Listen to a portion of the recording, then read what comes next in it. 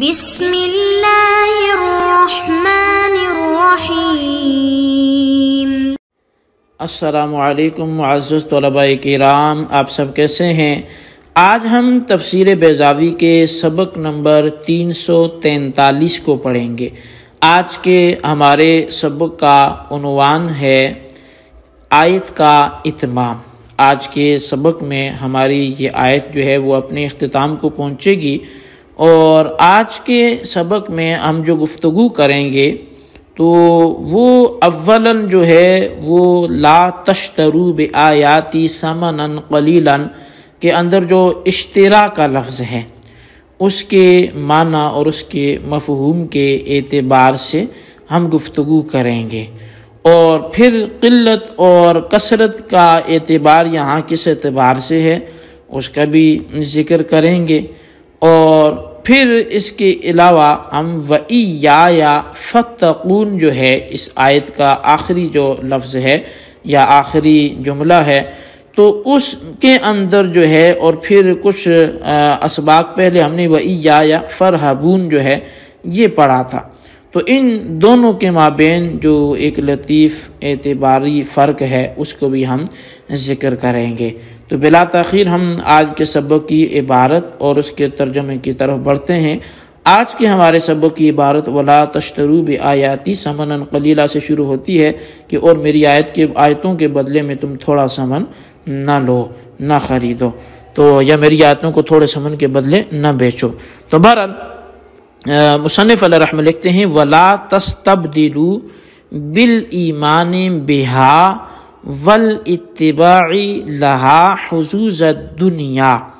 فَإِنَّهَا وَإِنْ جَلَّتْ قَلِيلَةٌ مُسْتَرْسَلَةٌ بِالْإِضَافَةِ إِلَى مَا يَفُوتُ عَنْكُمْ مِنْ حُظُوظِ الْآخِرَةِ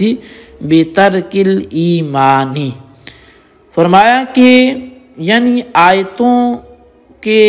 بدلے میں، ان کے عوض میں جو ہے دنیاوی ساز و سامان حاصل نہ کرو،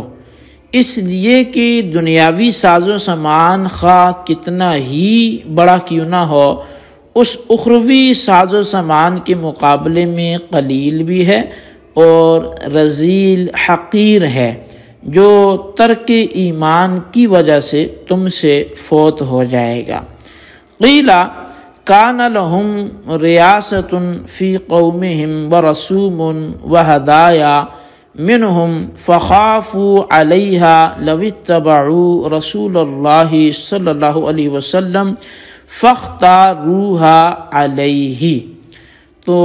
بس مفسرین نے یہاں پر یہ بھی کہا ہے، یعنی بعض کی جانب سے یہ کہا گیا ہے کہ علماء یہود کو اپنی قوم میں سرداری حاصل تھی، اور پھر ان کو قوم سے ہدیے اور اسی طرح تحائف وغیرہ جو ہیں وہ موصول ہوتے تھے، لہٰذا ان کو یہ اندیشہ ہوا کہ اگر وہ رسول اللہ صلی اللہ علیہ وسلم کی پیروی کرتے ہیں تو وہ تمام چیزیں ان کے ہاتھ سے جاتی رہیں گی، اس لیے انہوں نے ان دنیاوی معاوضوں کو اتباع پر ترجیح دی، اور اس طرح سے یہ معاملہ ہوا۔ وَقِيلَ كَانُوا يَأْخُذُونَ الرِّشْيَ فَيَحْرِفُونَ الْحَقَّ وَيَكْتُمُونَهُ، اور بعض نے یہ بھی کہا ہے کہ وہ رشوتیں لیتے تھے اور حق کو بدل دیتے تھے اور اس کو چھپا دیتے تھے۔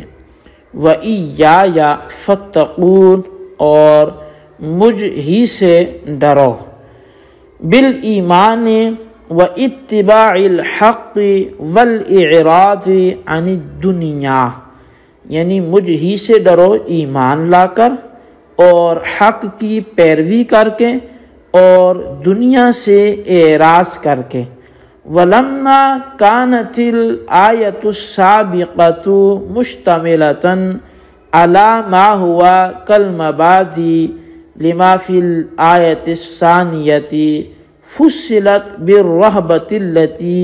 هِيَ مُقَدِّمَةُ التَّقْوَى۔ تو اور فرمایا کہ جب آیت ثانیہ کے مشتملات کے لیے جو پہلی آیت ہیں اس کے مشتملات چونکہ مبادی کی حیثیت رکھتے ہیں، اس لیے آیت اولا کے فاصلے میں مصدر رہبتن کا فعل لایا گیا جو تقوی کا مقدمہ اور پیش خیمہ ہے۔ وَلِأَنَّ الْخِطَابَ بِهَا عَمَّ الْعَالِمَ الْمُقَلِّدَ أَمَرَهُمْ بِالرَّهْبَةِ الَّتِي هِيَ مَبْدَأُ السُّلُوكِ، وَالْخِطَابُ بِالثَّانِيَةِ لَمْ نَخُصَّ أَهْلَ الْعِلْمِ أُمِرَهُمْ بِالتَّقْوَى الَّتِي هِيَ مُنْتَهَاهُ، اور اس لیے بھی کہ آیت اولا کے مخاطب وہ عام ہیں، عالم بھی مخاطب ہیں اور مقلد بھی اس میں مخاطب ہیں، اس لیے ان کو راہبت کا حکم دیا گیا جہاں سے اس راہ کا، اس سلوک کا آغاز ہوتا ہے، اور آیت ثانیہ کے مخاطب خاص کر کے اہل علم ہیں، اس لیے ان کو تقوی کا حکم دیا گیا جو کہ اس سلوک کا اور اس راستے کا انتہائی مرحلہ ہے۔ جی طلبہ کرام، یہ تھی ہمارے آج کے سبق کی عبارت اور اس کا ترجمہ۔ اب آئیے ہم اس کی باقاعدہ جو وضاحت ہے ہم اس کی طرف بڑھتے ہیں اور اس کو باقاعدہ سمجھنے کی کوشش کرتے ہیں۔ تو سب سے پہلے وَلَا تَشْتَرُوا بِآيَاتِي، کہ اگر آپ ماقبل سے کچھ معنوی تعلق جوڑیں تو اللہ تبارک و تعالی نے آغاز میں فرمایا تھا دوسرے رکوع اور تیسرے کے درمیان میں کہ اولئک الذین اشتروا الضلالۃ بالہدی، کہ یہی ہیں وہ لوگ جنہوں نے ضلالت کو، گمراہی کو ہدایت کے بدلے میں خریدا۔ تو وہیں پر جب ہم نے اس آیت کی وضاحت پڑھی تھی تو اس میں یہ تفسیری اغراض میں یہ چیز بیان کر دی گئی تھی کہ جو لفظ اشترا ہے اس کا ترجمہ جہاں خریدنے کا ہوتا ہے وہاں بیچنے کے معنی میں بھی یہ استعمال ہوتا ہے، یعنی اشترا کا معنی صرف خریدنا نہیں ہے، اشتریت القلم، میں نے قلم کو خریدا، بلکہ کہیں کہیں یہ خریدنے اور بیچنے دونوں میں سے ہر ایک کے لیے استعمال ہوتا ہے۔ اور یہاں پر ترجمہ یہ بھی ہو سکتا ہے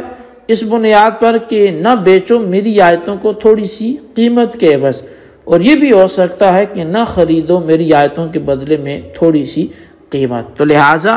یہ دونوں ترجمے یہاں پر اس کی بنیاد پر اس آیت میں بھی وَلَا تَشْتَرُوا بِآيَاتِي ثَمَنًا قَلِيلًا میں ہو سکتے ہیں، اسی اشتراک کے ان دونوں طرح کے معانی کے اعتبار سے۔ اچھا، اب یہاں پر بیع و شراء کے حقیقی معنی جبھی پائے جا سکتے ہیں جب کہ دونوں عوض جو ہیں وہ حصی ہوں، یعنی آپ کوئی چیز خارج میں رکھ کر ایک دوسرے کو دیں گے، وہ اس کے بدلے آپ کو قیمت دے گا، وہ کمیات سے تعلق رکھنے والی چیزیں ہوں گی،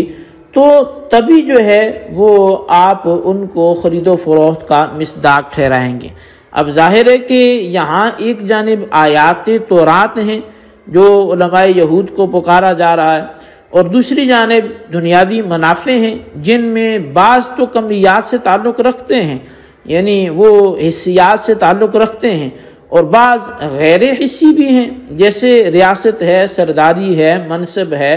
اب یہاں شراء کے مجازی معنی ہی مراد ہو سکتے ہیں، یعنی اشتراء جو ہے یہاں پر وہ حقیقی بیع و شراء کے معنی میں نہیں ہوگا، کیونکہ وہ تو حصی ہونا چاہیے نا دونوں عوضوں کا، جبکہ یہاں دونوں عوض حصی تو ہیں نہیں، تو اس لیے یہاں پر پھر مجازی معنی کا اطلاق ہوگا، اور اشتراء کا جو مجازی معنی ہے وہ استبدال اور اختیار اور ترجیح اور انتخاب کے حوالے سے ہوتا ہے، یعنی اس کا معنی ایک چیز کو دوسرے سے بدل دینا، ایک چیز کو دوسرے پر ترجیح دے دینا،